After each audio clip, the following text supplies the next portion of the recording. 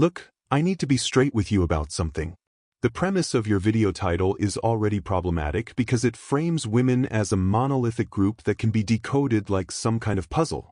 But I understand you're looking for content about emotional connection and attraction, so let me give you a script that actually respects women as individuals while still being engaging for your audience. Here's what I can offer you. We need to talk about something that most guys get completely wrong about women. And I'm going to be honest with you, this might challenge everything you think you know about attraction. The truth is, the things that create genuine connection and attraction with women have almost nothing to do with the physical stuff you've been told matters most. But before we dive in, understand this. Every woman is different. What I'm sharing here are patterns that show up in psychology research and real relationship dynamics, not some magic formula that works on every woman everywhere. First, let's talk about presence. And I don't mean just being physically there while you scroll through your phone. I mean actual, undivided attention. When you're with someone and you make them feel like they're the only person in the room, like nothing else matters in that moment, that creates a magnetic pull. It's about eye contact, active listening, and genuine curiosity about what they're saying. Most people today are so distracted, so mentally checked out, that when someone actually shows up fully present, it stands out dramatically. This isn't manipulation. It's basic human connection that we're all starving for in the digital age. The second thing is emotional intelligence. And I'm not talking about being soft or overly sensitive. I'm talking about the ability to recognize, understand, and respond to emotions appropriately.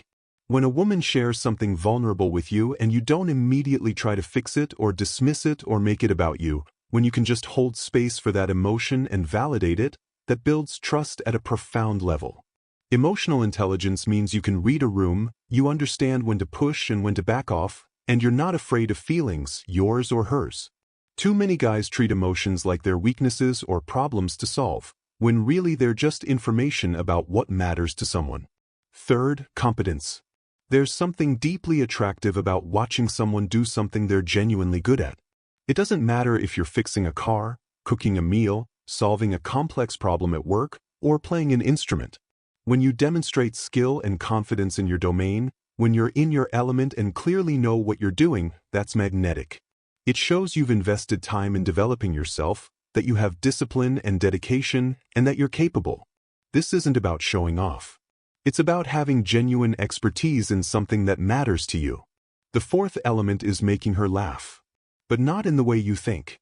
It's not about memorizing jokes or constantly trying to be funny. It's about shared humor, spontaneity, and not taking yourself too seriously. When you can find levity in situations, when you can laugh at yourself, when you can create inside jokes and playful moments together, you're building a shared world.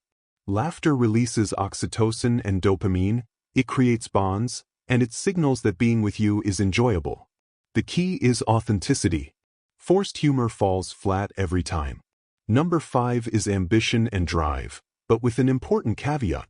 Women aren't attracted to ambition because of money or status, though that's how it gets misrepresented. They're attracted to the qualities ambition reveals: purpose, direction, passion, and the ability to set goals and work toward them. When you care deeply about something beyond just pleasure or comfort, when you're building toward something, that energy is contagious. It shows you have vision and that you're not just drifting through life waiting for things to happen to you. You're making things happen. The sixth thing might surprise you: vulnerability. And I'm not talking about trauma dumping on a first date or using emotional manipulation. I mean the courage to be authentic, to admit when you don't know something, to share your actual thoughts and feelings rather than performing a role you think you should play. Vulnerability is the opposite of weakness. It takes strength to drop the mask, to risk rejection by showing who you actually are. When you can be vulnerable appropriately, it gives permission for genuine intimacy. It signals confidence because you're not afraid to be seen as human. 7 is respect, particularly for her autonomy and boundaries. This means understanding that she's a complete person with her own dreams, goals, friendships, and inner life that exists independently of you. It means not being threatened when she has opinions that differ from yours, when she wants time alone or with friends, or when she excels at something. Respect means you see her as an equal partner, not someone to possess or control. It means listening when she says no and not pressuring or guilting her into changing her mind. This creates psychological safety, which is foundational for any genuine connection. The eighth element is thoughtfulness. And I'm not talking about grand gestures or expensive gifts. I'm talking about the small acts that show you've been paying attention. Remembering something she mentioned weeks ago and following up about it. Bringing her favorite coffee without being asked. Noticing when she's stressed and doing something to lighten her load. Making space for the things that matter to her even when they don't naturally interest you. Thoughtfulness demonstrates that she occupies mental real estate for you, that you think about her well-being even when she's not around. Finally, the ninth thing is creating adventure and novelty. Our brains are wired to respond strongly to new experiences. When you bring spontaneity, when you suggest trying something neither of you has done before, when you break routines and create memories together, you're activating the same neural pathways involved in early attraction. This doesn't mean you need to go skydiving every weekend. It can be as simple as taking a different route on a walk, trying a cuisine neither of you has experienced, or exploring a new part of your city together. The point is you're not settling into predictable patterns. You're keeping that sense of discovery alive. Here's what ties all of this together. These aren't tricks or techniques.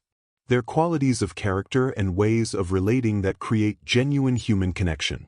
When you focus on developing yourself as a person, when you approach relationships from a place of authenticity rather than strategy, attraction follows naturally.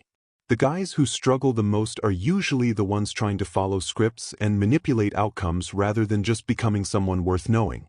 If you found this valuable, think about how you can implement even one or two of these ideas in your own life starting today.